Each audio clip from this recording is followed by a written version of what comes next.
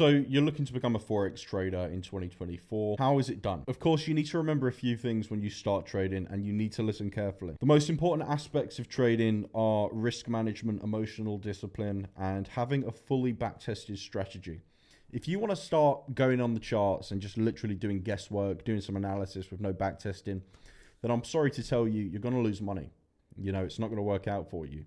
You need to be calculating how much risk you're placing per trade. You need to be analyzing the markets, and you need to be having a fully backtested strategy that's proven. And you can do this using backtesting strategies on MetaTrader 4 or on TradingView. Once you've got your backtested strategy, you need to get yourself a broker. I'm going to link you down below to a broker that offers you a deposit bonus so you can have your money doubled. And of course, you need a broker that has low spreads, and that's all down below in the description.